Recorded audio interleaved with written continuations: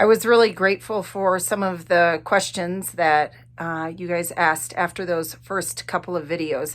This is exactly the point of all of this, right? Is to see things and then have questions and then start a discussion. So most of the questions are about a menu. And do I have a menu? I do have a menu.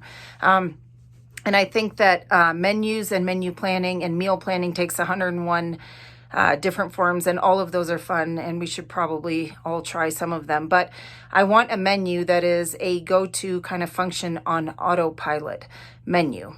And so I do have one. And with this menu, I want to meet the following objectives. I want the meals that I have to be very nutritionally dense. I want this menu to be convenient, but convenience foods are pretty void of nutrition. So I want this menu to be pretty nutritionally dense. And I want this meals to be as easy as possible to prepare. And I also want to prepare as much in advance as possible. And also, I want my prep work and my kitchen duties and meal prep things to be figured out. So in the way I have my menu typed up, I obviously have the foods or the meals that we are eating listed, but I have also listed my tasks. I want to know what I have to do to prepare so I can stop being so surprised by dinner every single day. So here's what I have. Breakfasts alternate. We eat the same breakfast Monday, Wednesday, Friday, and the same breakfast Tuesday and Thursday. So we are not eating the same breakfast 2 days in a row. Monday, Wednesday, and Friday, we have smoothies, kiwi fruit, homemade bread, frittatas with roasted veggies that I serve with guacamole and homemade salsa. So smoothies I make with homemade kefir, blueberries, strawberries, or cherries, ginger, and flaxseed. We also all have a kiwi fruit most every single weekday. It's pretty delicious and it's incredibly good for you. And I finally figured out how to cut and eat them with relative ease. Homemade bread, I try to slice this as thinly as possible because we also have a slice of it for lunch. And it's mainly just a vehicle for some of the guacamole and homemade salsa that I serve with the frittata. So the frittata is made with roasted veggies, most often kale and spinach, sometimes turnip greens. So this frittata with roasted veggies that I serve with guacamole and homemade salsa. The salsa is made out of red bell pepper, green bell pepper, red onion, cilantro, some tomato. And then Tuesday and Thursday, we have smoothies, kiwi again, and porridge with nuts. I make this porridge out of steel-cut oats, and sometimes I add millet or some other grains. I soak the grains, and often it is just steel-cut oats, throughout the day before we eat them, and then I cook them overnight in the crock pot. I usually use walnuts to top this porridge and maple syrup to sweeten it. So that's breakfast. Lunch is the same Monday through Friday, but it varies week to week. So we are never eating the same lunch twice in a month. I choose from 3 main meals for this lunch, and each of these meals themselves have many variations. So I make a soup, and we all know there are like literally infinite soup possibilities. So I make a soup that's pretty loaded with legumes, veggies, and then like medicinal spices like turmeric and a bunch of other delicious spices. So I either make a soup or I make a Middle Eastern dal, which is made from lentils or split peas. And I top this dal with shredded iceberg or sometimes shredded cabbage, a yogurt sauce that is made out of cucumber, dill, and tomatoes. Or I make a quinoa lentil salad that is made with quinoa, lentils, nuts, and then a bunch of crisp raw veggies. And it has a delicious sauce made out of maple syrup and red wine vinegar and some other yummy things. So that's pretty delicious. And I serve whatever of those main dishes, whichever I have chosen. I serve each of those dishes with homemade bread and that green sauce that I showed you that I make with parsley, cilantro, red onion, lemon, olive oil, oregano, and an apple or a banana. Okay, so for dinners or suppers, depending on where you're from, People have very specific feelings about this. I choose a main ingredient for each day of the week, but I don't specify what meal I will make from that ingredient. This way, we are not eating the same meal ever, really, but I know what I am preparing that evening. So Monday is either salmon, whitefish, or tuna. Tuesday is game meat. Wednesday, we make pinto beans with homemade red chili, a fried egg, avocado, chopped red onion, and cheese. Delicious. Thursday, we eat some kind of new ethnic meal from whatever we're studying in history, geography, or literature. And this meal is almost always meat-free. And Friday, we eat any kind of legume or pulse or lentil made into a meal. And the options here are like surprisingly endless. So I serve each of these dinners with a different veggie. Some of these veggies I buy frozen and some I buy fresh.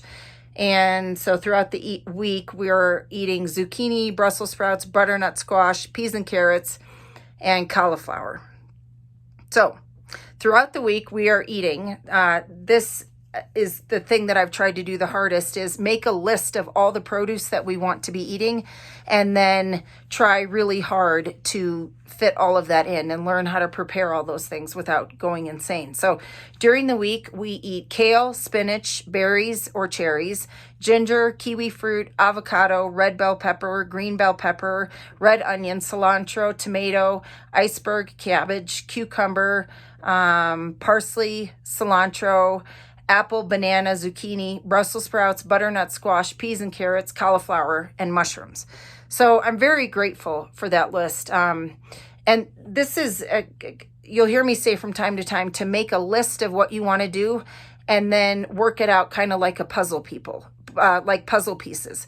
And don't cross things off your list. Work them in where you can. And this has taken me this long, like years, to figure out how to eat all this produce. And here's the key is I want to do the smallest amount of work that I can.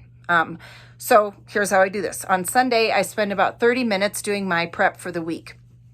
This is what I do. I make that giant batch of bread that I outlined in one of those videos.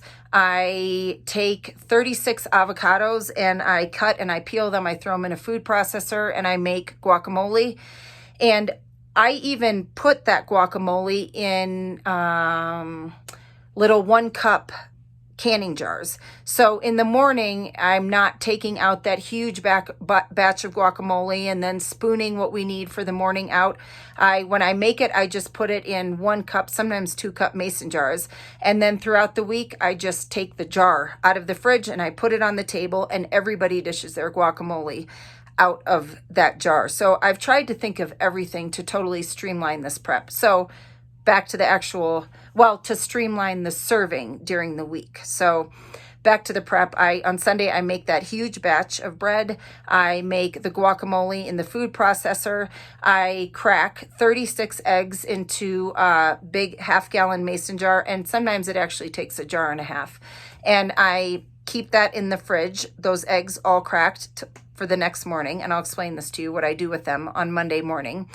And if I need to, also on Sunday, I make any of the lacto-fermented or cultured vegetables that I make. And I really only wind up doing that once a month. So like if I'm out of sauerkraut or that salsa that I make, or this beet kvass that we drink, all these hippie things that we drink, I will make that on Sunday. But I am only doing that about once a month.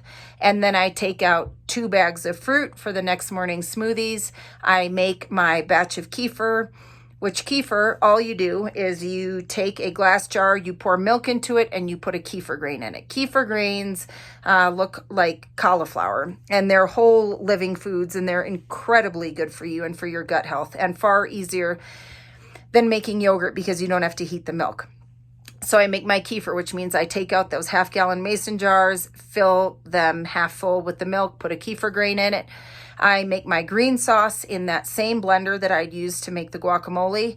And then I soak whatever bean or legume or lentil is going into my lunch. So be it for that quinoa lentil salad or that soup that I'm going to make or that Middle Eastern dal, I just soak those beans or lentils overnight. And then that's all I do on Sundays. It takes me about 30 minutes. Then on Monday morning when I get up, I spend 15 to 30 minutes and I finish the soup or the dal or that quinoa lentil salad. So I'll make that Monday morning, and I make a ginormous pot of it Monday morning, and I put it in the fridge. And what I do every day for lunch when I get up first thing in the morning is I scoop out what we need for lunch and I put it in the crock pot and I heat it up, and by lunch it's ready. And the quinoa lentil salad is actually served cold, so I don't even have to do that.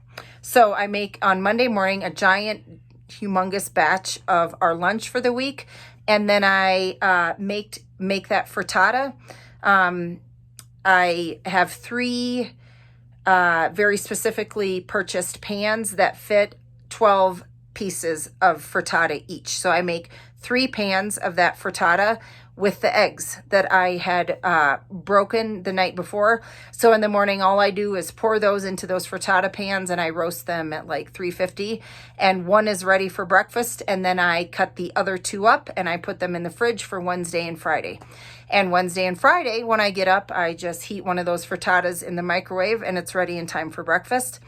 And then on Monday morning, for instance, I will take our fish out of the freezer for that night's dinner. And I do, I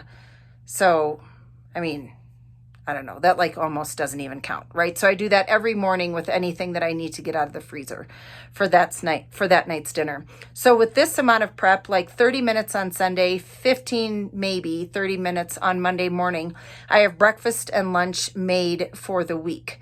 For dinner, I do a little bit of prep, like I mentioned, either first thing in the morning or at lunch. If there's something to chop up for our dinner, like garnish or lettuce or onions or something, I do it at lunch, right? I want almost no prep for dinner because I want to be a nice person when Ricky gets home.